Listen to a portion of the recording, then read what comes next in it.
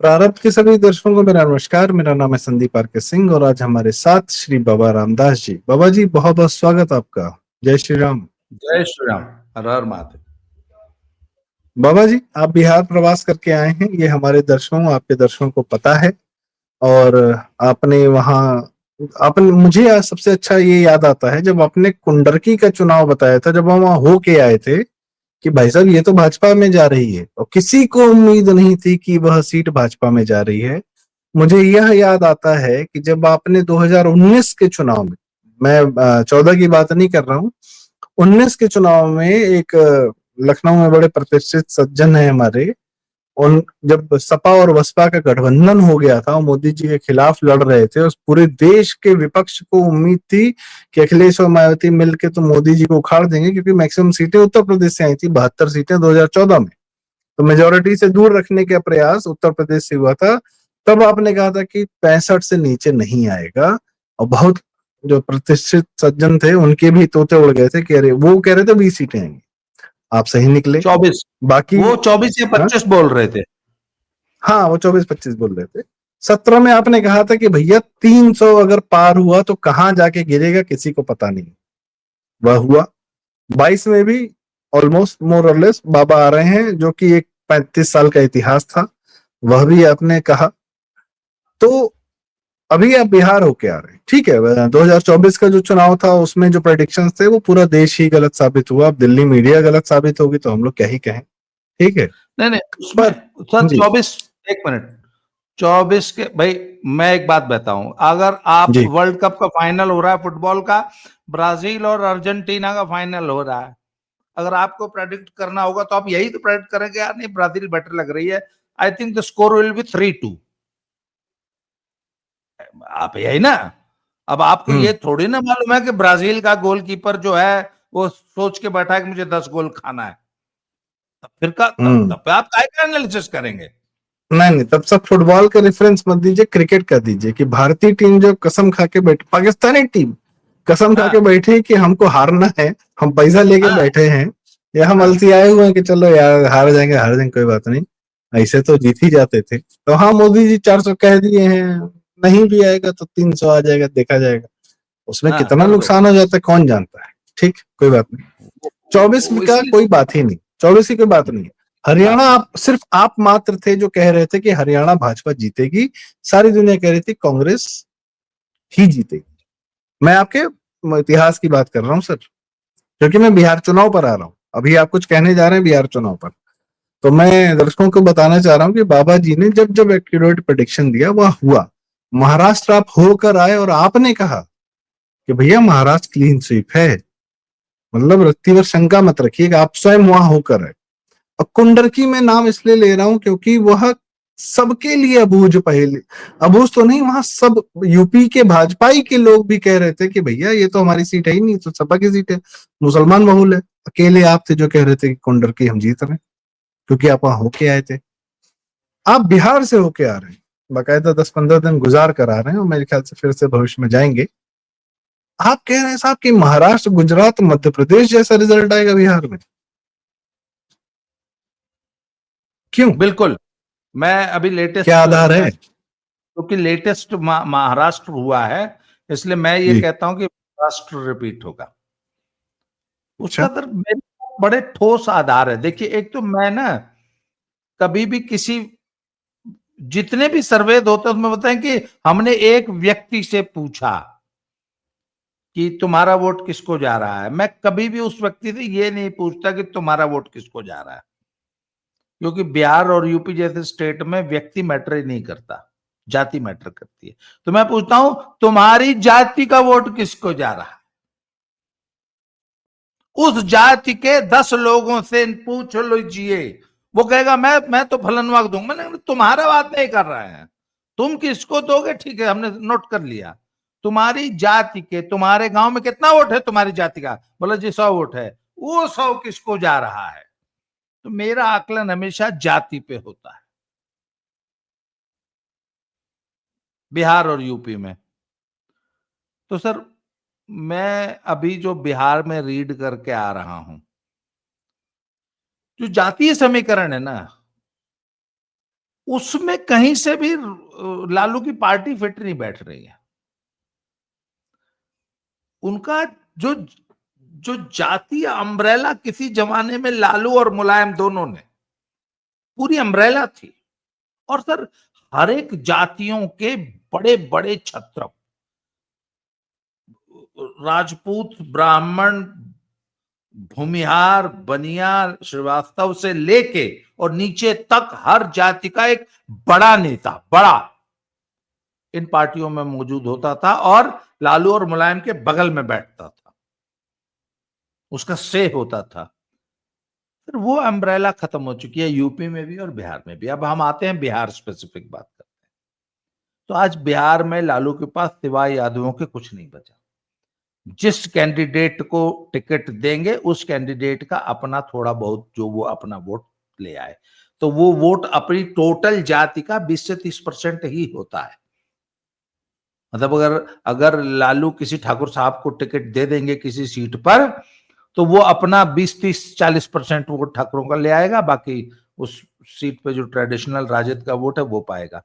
60% ठाकुर अभी भी बीजेपी या जदयू को ही जाएगा। ये एक ट्रेंड है इंडियन पॉलिटिक्स का। तो सर लालू के पास सिवाय यादव के कुछ बचा नहीं है। मुसलमान में भी अगर तो 20-30% वोट है तब तो मुसलमानों को वोट मिलेगा, परंतु यदि 40-50-60-70% वोट है किसी सीट पे तो वो राजद को नहीं मिलेगा। वो अपने कैंडिडेट को, ओवैसी को या कोई अपना मुसलमानों की कोई नई पार्टी, नया कैंडिडेट, कोई निर्दल खड़ा करके उसको जिता लेंगे। वो राजद को या कांग्रेस को वोट नहीं देंगे। कांग्रेस को वो वोट तभी देंगे जब उनका वोट संख्या 20-30% है।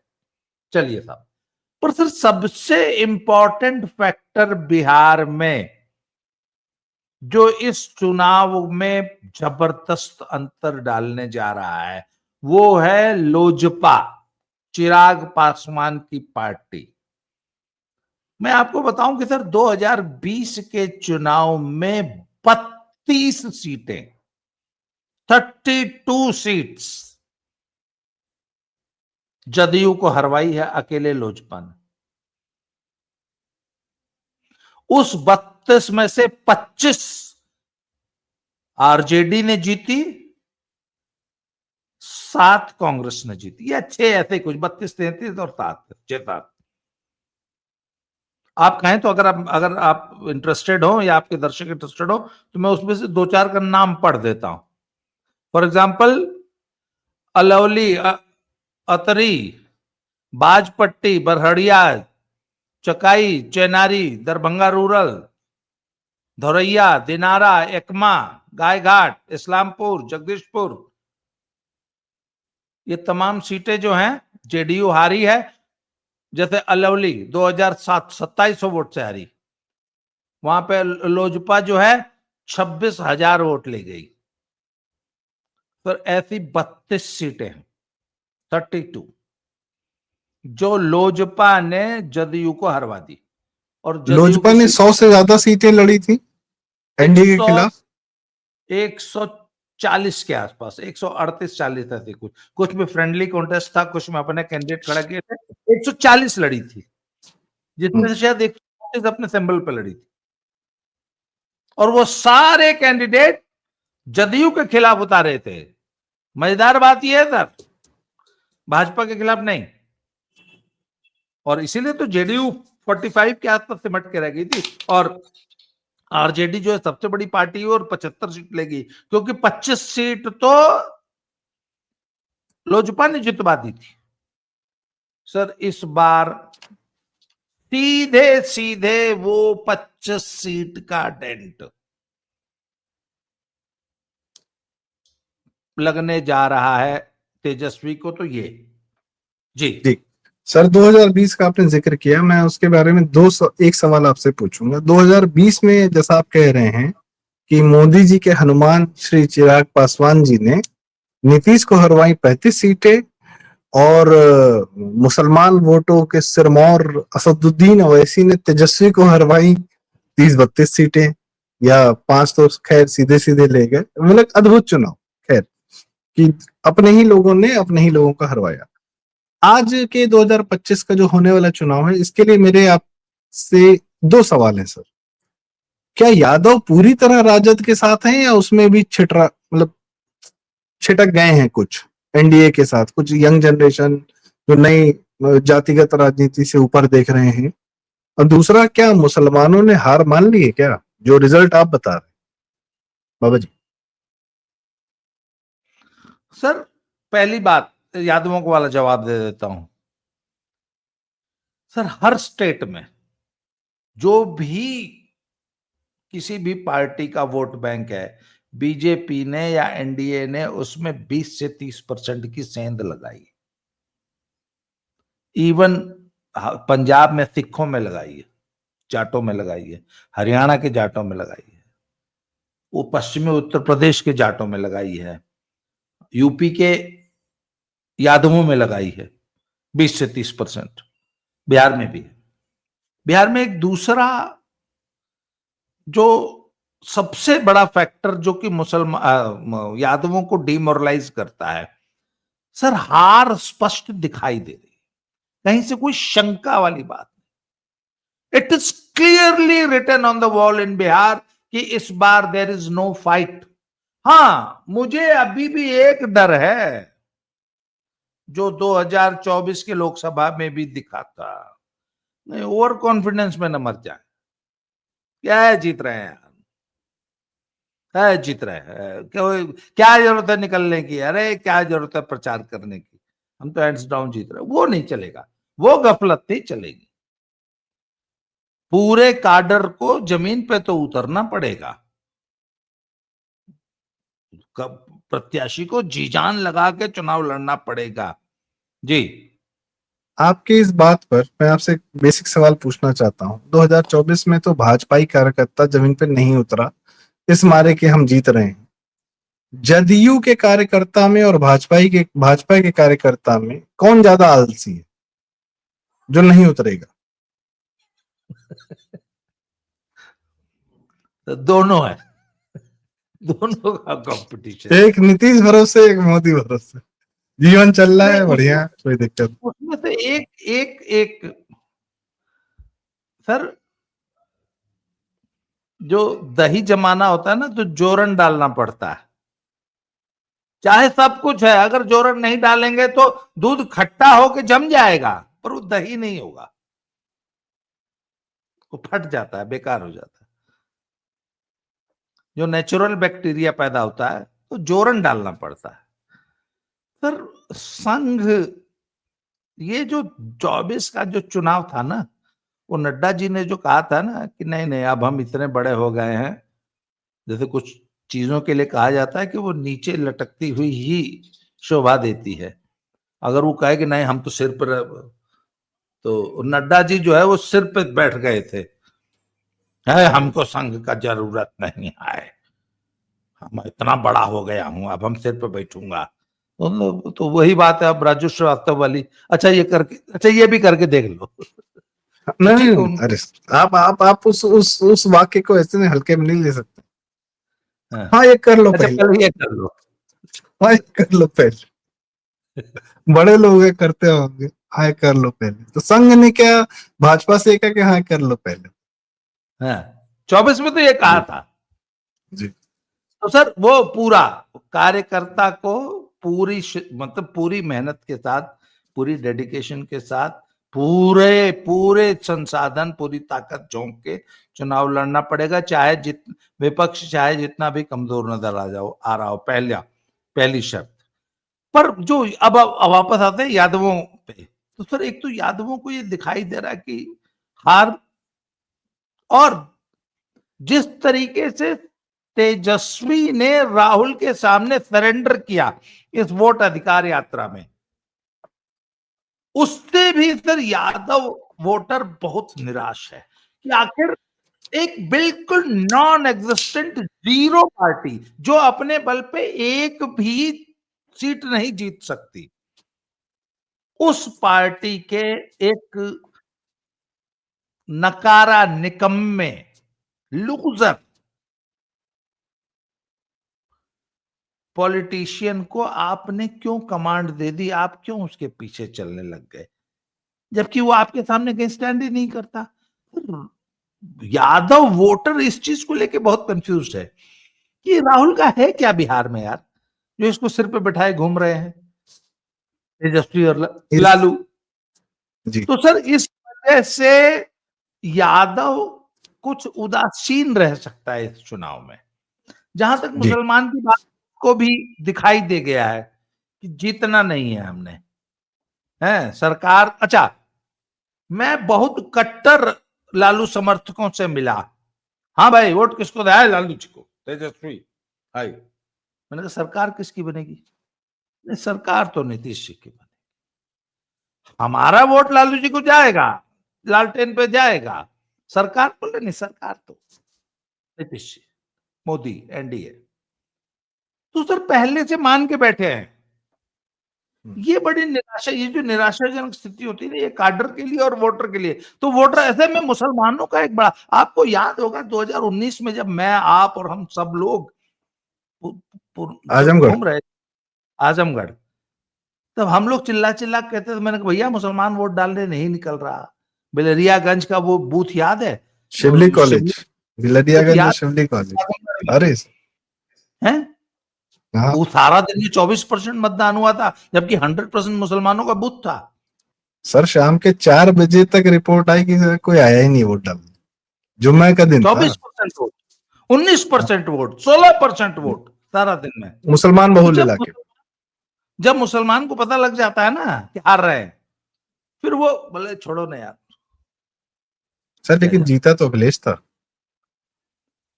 सर वो तो वो भी एक बड़ी मजेदार स्टोरी हिंदुओं ने है। हरवाया था, वो धर्मेंद्र नहीं यादव नहीं नहीं पहुंचे थे पैसा नहीं देना। नहीं नहीं नहीं नहीं, और वो तो सर इतना पैसा, मतलब मैं आप उस पे एक अलग से प्रोग्राम करेंगे कि वो उस वीडियो अलग है के सर। बावजूद भी तो अखिलेश कैसे वापस जीते थे। वापस सर क्योंकि बिहार सर पे आते हैं। सपा सिर्फ 5 सीटों पर ही लड़ी थी।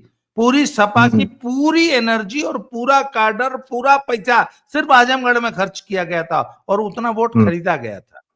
और जी। बहन जी सर मैं समर्थन दी थी। बहन जी का हाँ, समर्थन बड़ा महंगा आता है ना। हाँ, हाँ, गुड्डू जमाली वहां नहीं लड़ा था तब, बाद में हाँ, और उपचुनाव गुड्डू लड़ा जंगाली था। नहीं जी। जी। तो सर तो सर एक बेसिक सवाल और सर बिहार के संबंध में। आपने कहा कि नड्डा जी की बात की कि संघ से ऊपर अपने आप को समझने लगे। महाराष्ट्र में संघ है, मध्य प्रदेश में संघ है, दिल्ली में भी संघ ने दिखाया, हरियाणा में भी संघ ने दिखाया। क्या बिहार में भी संघ है? ये मेरा एक पहला सवाल है।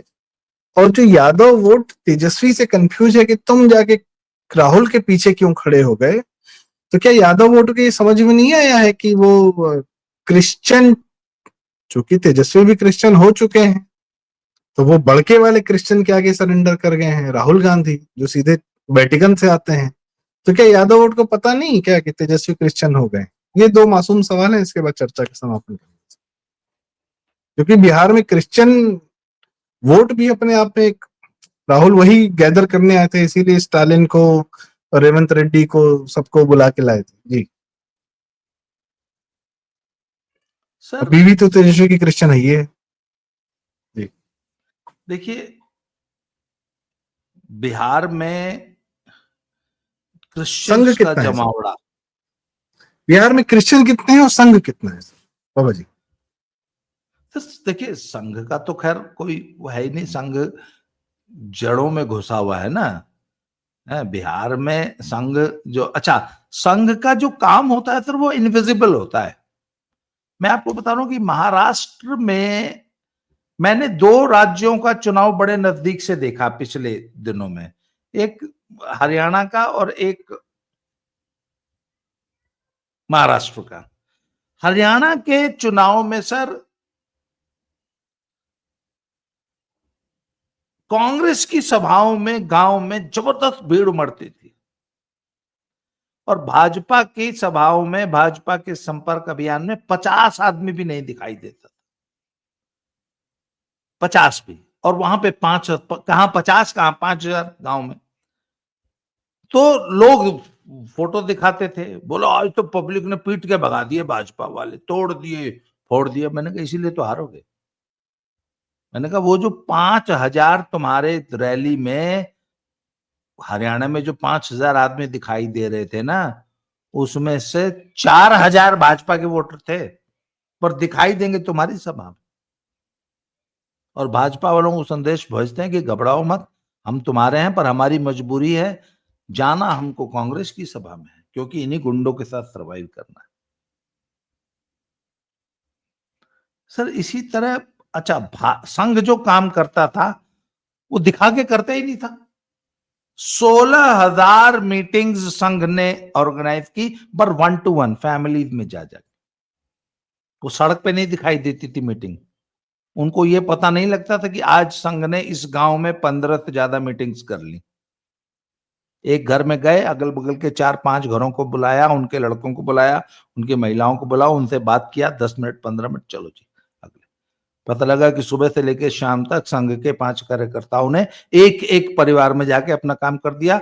बाहर से पता ही नहीं चला किसी को कि संघ काम भी कर रहा है। सर 65,000 मीटिंग्स वारकारी समुदाय के जो कीर्तन मंडलियां थी,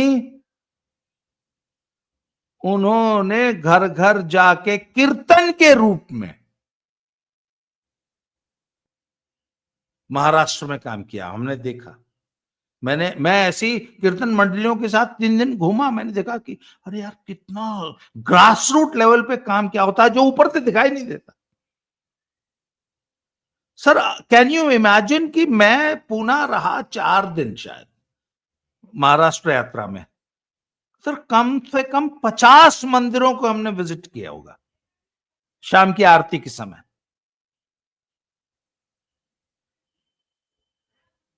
तो वहां पे हमने देखा कि वारकारी समुदाय के जो कीर्तन मंडलियां हैं, वहां के लोग, जो वहां के जो पुजारी लोग हैं, और वो जो दे आर ऑल वर्किंग। तो सर संघ का काम दिखाई नहीं देता, वो चुपचाप काम करते हैं और सतह से नीचे करते हैं। मुसलमान, अच्छा एक चीज और दिखाई दी है बहुत इंपॉर्टेंट, तेजस्वी और राहुल की सभाओं में गोल टोपी नहीं दिखाई दी, स्ट्रिक्ट इंस्ट्रक्शन थी। अच्छा ये बात अखिलेश ने भी अपने कार्यकर्ताओं को कही है और राजद ने भी कही है कि कोई भी मुसलमान जो है गोल टोपी व्हाइट वाली पहन के नहीं आएगा, समाजवादी पार्टी वाली लाल टोपी पहनिए यूपी में, और उसी मतलब तरह गोल बिहार टोपी में पहन लो, लेकिन उसको लाल टोपी से छिपा लेना। छिपा लेना। इसलिए सभाओं में गोल टोपी नहीं दिख रही थी। इनको पता है कि जब गोल टोपी बहुत ज्यादा दिखती है तो उसका काउंटर पोलराइजेशन होता है हिंदू समाज में। जी, इसका फायदा संघ का कार्यकर्ता, भाजपा का कार्यकर्ता उठाता है। इसलिए गोल टोपी की बहुतायत की संख्या हमारी मीटिंग्स में नहीं दिखाई देनी चाहिए। जी, जी। तो बाबा जी आपका कहने का मतलब ये शायद ये है कि जिस प्रकार से संघ इनविजिबल होके काम करना चाहता है, मुसलमान भी अब गोल टोपी के माध्यम से नहीं, बस वो जो नीचे छोटा पैजामा पहन के इनविजिबल होके वो कार्य वो अपना कर रहा है। ऑफ कोर्स उसको भाजपा को ही हराना है, वो अपना देख रहा होगा क्या कर सकता है क्या नहीं कर सकता है। संघ अपना कार्य कर रहा है, जदयू अपना कार्य कर रही है, भाजपा अपना कार्य कर रही है। बाकी तेजस्वी जी बढ़िया डांस कर रहे हैं, कोशिश करेंगे अगले 4-5-6 वीडियो में उनका एक बढ़िया डांस हमको देखने को मिलेगा। आजकल नाच रहे हैं पत्रकारों के साथ और मेरीन ड्राइव पे इधर उधर। उस पे जी पीके की बड़ी अच्छी टिप्पणी आई है। सर जी, पीके ने कहा है कि ये आदमी 9वीं फेल है, ये 10वीं पास नहीं कर सकता, ये आदमी राजनीति नहीं कर सकता, ये आदमी क्रिकेट नहीं खेल सकता। आज ये एक बात नाच भी समझ नहीं में है सकता कि ये पप्पू नाच भी नहीं सकता, ये भी एक सर। पप्पू है, ये नाच भी नहीं सकता। पप्पू सर कांट लेकिन डांस। तेजस्वी पे सबसे अद्भुत कमेंट यदि कोई कर सकता है तो उनके बड़े भैया तेज प्रताप जी ही हाँ कर हाँ सकते हैं, हाँ उन्हीं को हाँ, तेजू दिखा। भैया ने भी बड़ा अच्छा कमेंट किया है। तेजू भैया सब कैटलिस्ट हैं, वो इस महाभारत के बर्बरीक हैं। दूर से बैठ के देख रहे हैं और एंजॉय कर रहे हैं। सब लड़ मरो आपस में, हम तो और है सर ही एक यहाँ बात पे। बताऊं, जी सर। तेजू भैया बेशक आधा दर्जन सीटों पे ही चोट करेंगे, पर बड़ी बहुत गंभीर चोट करेंगे। सर तेजू भैया कपिल शर्मा शो के सिद्धू हैं, हम देखेंगे तमाशा सामने से बैठ के और हम एंजॉय करेंगे, हा ही हू करेंगे, एंजॉय करेंगे, विदूषक बने रहेंगे। खैर, तो बाबा जी बहुत बहुत धन्यवाद, आपने हमें बिहार यात्रा के दौरान अपना जो आपने समय दिया, जो जानकारी इकट्ठा की, जो ऑब्जर्वेशन किया, वो हमारे साथ साझा किया। दर्शकों, यदि आपको लगता है कि ये बातें उचित हैं, सही है, जरूरी है, बिहार चुनाव के बारे में बात की गई जो जानकारियां आपको लगी कि अच्छी, बाबा जी ने कमाल की बातें बताई, तो कृपया वीडियो लाइक करें, शेयर करें, चैनल जरूर सब्सक्राइब करें, बाबा रामदास जी का चैनल स्लो जिंदगी और हमारा चैनल प्रारंभ। बहुत बहुत धन्यवाद बाबा जी, जय श्री राम, हर हर महादेव। बिहार के आगे की जानकारियां लेकर हम आपके पास ऐसे ही आते रहेंगे। बहुत बहुत धन्यवाद, प्रणाम।